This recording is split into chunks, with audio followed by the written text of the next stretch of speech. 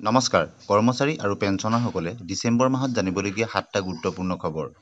প্ৰথমটো হ'ল UPS calculation. আপোনাৰ বেচিক চেলাৰী অনুসৰি আপুনি কিমান টকাৰ ইউপিএছ পেঞ্চন লাভ কৰিব। কেন্দ্ৰীয় চৰকাৰৰ কৰ্মচাৰীসকলৰ বাবে ইউনিফাইড পেঞ্চন আৰম্ভ কৰা হৈছে, যি পেঞ্চন স্কিমৰ আওতাত ন্যূনতম 50% পেঞ্চনৰ ব্যৱস্থা কৰা হৈছে। ইউপিএছ পেঞ্চন প্লেন ঘোষণাৰ পিছৰে পৰা চৰকাৰী কৰ্মচাৰীৰ মাজত যথেষ্ট জল্পনা-কল্পনাৰ সৃষ্টি হৈছে। এতিয়া সকলোৰে মনত এটাই প্ৰশ্ন হৈছে যে অৱসৰৰ পিছত ইউপিএছ পৰিকল্পনা অনুসৰি কিমান টকাৰ পেঞ্চন লাভ কৰিব। বহুতে জানিব বিচাৰে যে অৱসৰ লোৱাসকলে কিমান পেঞ্চন পাব। যদি আপোনাৰ বেচিক পেঞ্চন 60, 70 বা 80 হাজাৰ টকা হয়, তেন্তে এই হিচাপ অনুসৰি আপুনি কিমান টকাৰ পেঞ্চন লাভ কৰিব। কেন্দ্ৰীয় চৰকাৰে 2024 চনৰ 24 আগষ্টত একত্ৰিত পেঞ্চন আঁচনি ইউপিএছ ঘোষণা কৰিছিল, যি আঁচনিত 2024 চনৰ 1 এপ্ৰিলৰ পৰা কাৰ্যকৰী হ'ব। এই আঁচনিৰ জৰিয়তে চৰকাৰী কৰ্মচাৰীক বৰঙণি ৰূপত পেঞ্চনৰ সুবিধা প্ৰদান কৰা হ'ব। আপুনি নিশ্চিত পেঞ্চন পাব। তদুপৰি কৰ্মচাৰীজনৰ মৃত্যুৰ পিছত পৰিয়ালৰ সদস্যসকলক পেঞ্চনৰ সুবিধা প্ৰদান কৰা হ'ব। যিসকলে 10 বছৰৰ অধিক আৰু 25 বছৰৰ কম সময় সেৱা আগবঢ়াইছে, তেওঁলোকক ন্যূনতম 10,000 টকাৰ পেঞ্চন প্ৰদান কৰা হ'ব।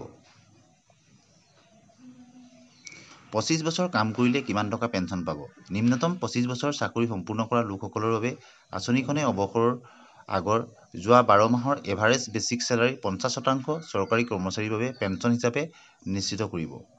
ই নিম্নতম 10 বছৰ সেৱালৈকে কম সেৱাৰ ম্যাদৰ বাবে সমানুপাতিক হ'ব। একেদৰে এই আঁচনিৰ অধীনত পেঞ্চনাৰৰ পৰিয়ালে তেওঁলোকৰ মৃত্যুৰ সময়ত ফেমিলি পেঞ্চন তেওঁলোকে লাভ কৰিব। এই আঁচনিখনত কৰ্মচাৰীৰ বেচিক পে'ৰ 10% প্লাছ ডিএ অৱদান থাকিব লাগিব। চৰকাৰৰ অৱদান 18.4% হিচাপত পেঞ্চন প্ৰদান কৰা হ'ব। যদি আপোনাৰ বেচিক পে' 60,000 টকা হয়, তেন্তে আপুনি ইউপিএছ মতে কিমান পেঞ্চন লাভ কৰিব। ইউপিএছ আঁচনি অনুসৰি কৰ্মচাৰীজনে তেতিয়া 30,000 টকাৰ পেঞ্চন লাভ কৰিব।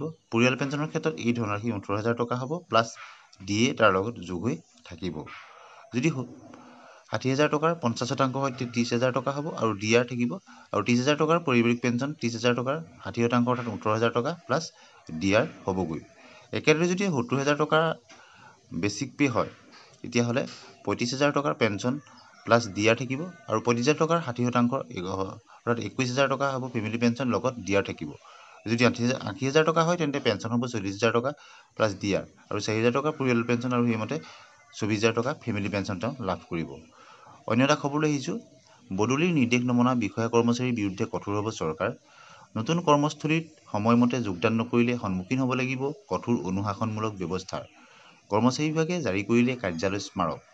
ৰাজ্য চৰকাৰৰ একাংশ বিষয়া কৰ্মচাৰীয়ে বদলিৰ নিৰ্দেশক অঙ্গুষ্ঠ প্ৰদৰ্শন কৰি পূৰ্বৰ স্থানতে কৰ্মৰত হৈ থকা বিষয়টোত কঠোৰ হৈ পৰিছে ৰাজ্যিক সচিবালয়ৰ কৰ্মচাৰী বিভাগ। চৰকাৰৰ নিৰ্দেশৰ পিছতো নতুন স্থানত যোগদান নকৰি এক সমস্যাৰ সৃষ্টি কৰা এইসকল বিষয়া কৰ্মচাৰীৰ বিৰুদ্ধে কঠোৰ অনুশাসনমূলক ব্যৱস্থা গ্ৰহণ কৰিব ৰাজ্য চৰকাৰে। নতুন কৰ্মস্থলীত সময়মতে যোগদান নকৰিলে সন্মুখীন হ'ব লাগিব কঠোৰ অনুশাসনমূলক ব্যৱস্থাৰ। কৰ্মচাৰী বিভাগে জাৰি কৰিলে কাৰ্যালয় স্মাৰক। ৰাজ্য চৰকাৰৰ একাংশ বিষয়া কৰ্মচাৰীয়ে বদলিৰ নিৰ্দেশক অঙ্গুষ্ঠ প্ৰদৰ্শন কৰি পূৰ্বৰ স্থানতে কৰ্মৰত হৈ থকা বিষয়টোত কঠোৰ হৈ পৰিছে ৰাজ্যিক সচিবালয়ৰ কৰ্মচাৰী বিভাগ। চৰকাৰে এই ক্ষেত্ৰত বিহিত ব্যৱস্থা গ্ৰহণ কৰিব। 1 ফেব্ৰুৱাৰীৰ পৰা 5 ফেব্ৰুৱাৰীত হ'ব পঞ্চায়ত নিৰ্বাচন। 28 ডিচেম্বৰত প্ৰকাশ পাব সংশোধিত চূড়ান্ত ভোটাৰ তালিকা। ইতিমধ্যে ৰাজ্য চৰকাৰ কেবিনেট বৈঠকত এই কথা ঘোষণা কৰা হৈছে আৰু ইয়াৰ পিছতেই চৰকাৰী কৰ্মচাৰীসকল তেওঁলোক ইয়াৰ লগত জড়িত হৈ পৰিব লাগিব আৰু সেইমতে চৰকাৰেও তেওঁলোকৰ কামখিনি আগবঢ়াই নিছে। গতিকে 1 ফেব্ৰুৱাৰীৰ পৰা 5 ফেব্ৰুৱাৰীৰ ভিতৰত অসমত পঞ্চায়ত ইলেকশ্যন অনুষ্ঠিত হ'ব। এতিয়া আহিছোঁ অন্য এটা খবৰলৈ। বয়স অনুযায়ী পেঞ্চন বৃদ্ধি। পেঞ্চনৰ আটাইতকৈ ডাঙৰ বাকী থকা সমস্যাটো হ'ল যে তেওঁলোকক 65 বছৰৰ পৰা 5%, 70 বছৰৰ পৰা 10% আৰু 75 বছৰৰ পৰা 15% পেঞ্চন বৃদ্ধিৰ সুবিধা দিয়া উচিত। বৰ্তমানৰ বিষয় অনুসৰি 80 বছৰ সম্পূৰ্ণ হোৱাৰ পিছত পেঞ্চনাৰজনক 20% পেঞ্চন বৃদ্ধি কৰা হয়।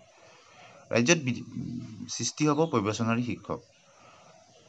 এই কথা ইতিমধ্যেই অসম চৰকাৰে ঘোষণা কৰিছে। চাকৰি সেৱা বিধিৰ সংশোধিত খচৰা। কলেজৰ দৰে স্কুলতো নিযুক্তিৰ ক্ষেত্ৰত ঘটিব আমূল পৰিৱৰ্তন। অষ্টম দৰমহা আয়োগ 18,000 নহয় 51,480 টকা ন্যূনতম বেচিক দৰমহা। 1 কোটি চৰকাৰী চাকৰিয়ালৰ বাবে ডাঙৰ খবৰ। নতুন বছৰত মোদী চৰকাৰে কেন্দ্ৰীয় কৰ্মচাৰীসকলক দিব পাৰে বাম্পাৰ উপহাৰ। বৰ্তমান ন্যূনতম বেছিক দৰমহা যিসকলৰ 18,000 টকা, কৰ্মচাৰীসকলে এতিয়া সপ্তম দৰমহা আয়োগৰ অধীনত ন্যূনতম বেছিক 18,000 টকা লাভ কৰে। ষষ্ঠ বেতন আয়োগতকৈ সপ্তম বেতন আয়োগত 7,000 টকা বৃদ্ধি হৈছিল। এতিয়া সপ্তম বেতন আয়োগৰ ক্ষেত্ৰত অষ্টম বেতন আয়োগ গঠন হ'লে 18,000 টকা ন্যূনতম বেছিক দৰমহা আৰু 2.86 যদি ফিটমেণ্ট ফেক্টৰ হয় তেতিয়া 51,480 টকালৈ বৃদ্ধি পাব। 1 কোটি কৰ্মচাৰী আৰু পেঞ্চনভোগীয়ে নতুন বছৰৰ আৰম্ভণিতে এই সুখবৰ লাভ কৰিব। আগন্তুক কেন্দ্ৰীয় বাজেটত এই সুখবৰ অহাৰ পূৰ্ণ সম্ভাৱনা আছে। অন্য এটা খবৰ, পেঞ্চনাৰক আৰ্থিক সকাহ দিয়ক। প্ৰায় সকলো প্ৰকাৰৰ সামগ্ৰীৰ মূল্য বৃদ্ধি হোৱাটো আমাৰ আটাইৰে জ্ঞাত। দ্ৰব্যমূল্য বৃদ্ধি হ'লেও উপাৰ্জনকাৰীৰ উপাৰ্জন সমপৰিমাণে বৃদ্ধি নহয়। অসম চৰকাৰৰ অধীনৰ পেঞ্চনাৰসকলে প্ৰতিমাহে পেঞ্চন পায়।